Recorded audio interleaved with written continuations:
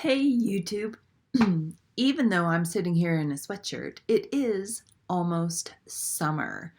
I wanted to give you a few things that you can do that will absolutely connect you with your kids through the summer and help them with their academics in the fall without picking up a pencil or cracking one of those summer bridge workbooks.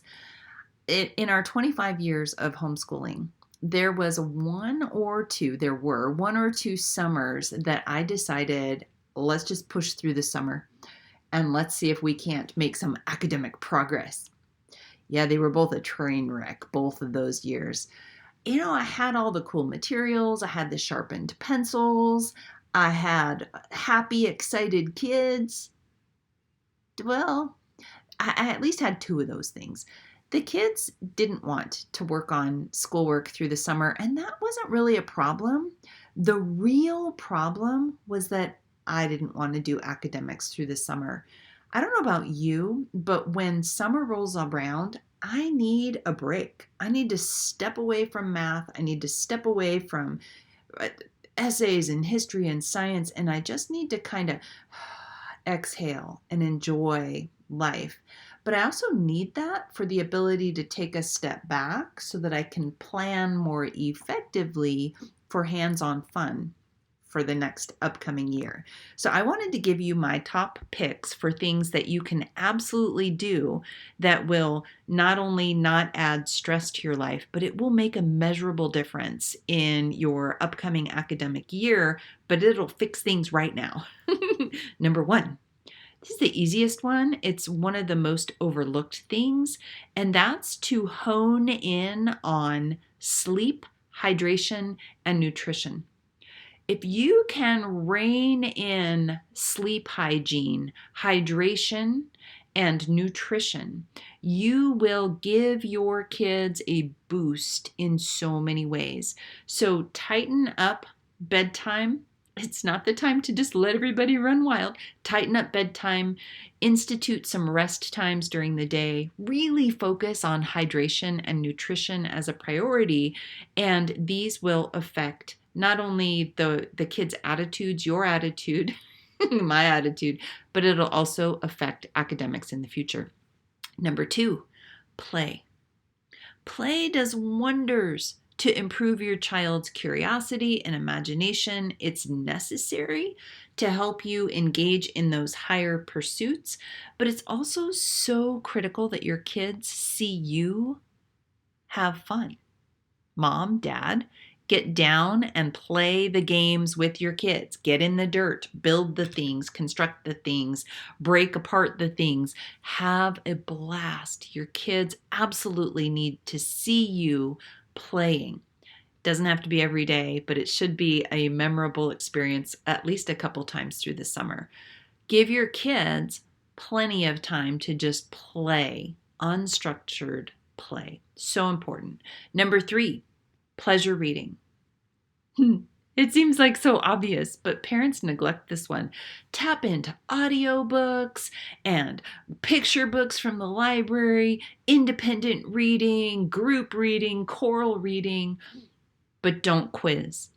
Don't have book reports that are needing to be written. No sentences about what the plot and the rise and the conflict, none of that stuff. Just for the joy of the story. Number four, laughter. Oh my goodness, I needed to hear this one over and over and over again. Laughter actually unlocks learning. It actually helps build stronger connections and will help your kids be more receptive to being taught by you. Find opportunities to laugh. Watch silly videos together, giggle, tickle, fights, all those things. Just be silly and have laughter moments. It just infuses so much life into your house.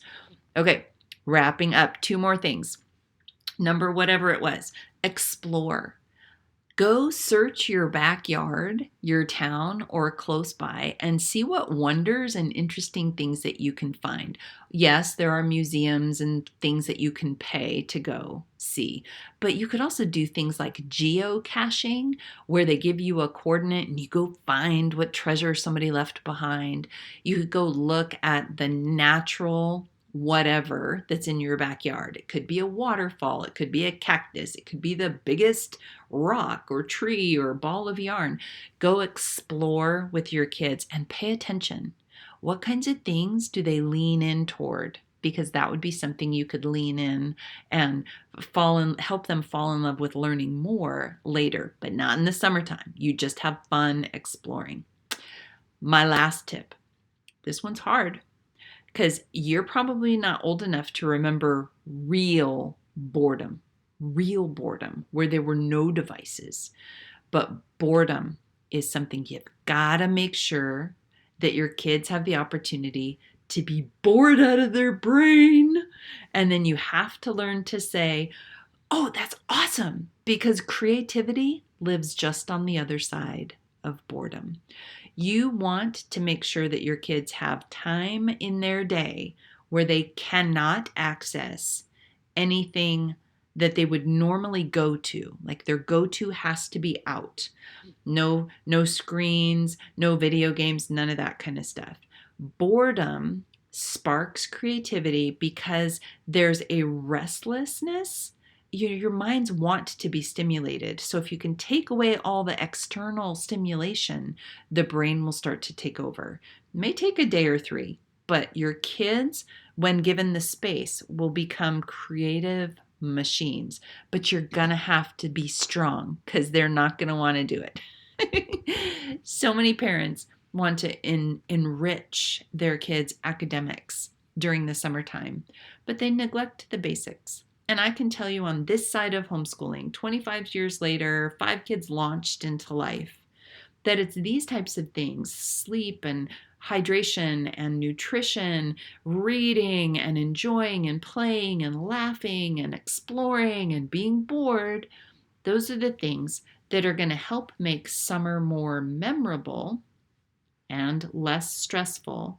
But then it's kind of a detox for the brain, which will set you up for success when the next part of the school year rolls around. So let me know which ones you're going to be implementing this summer, and I will see you next time.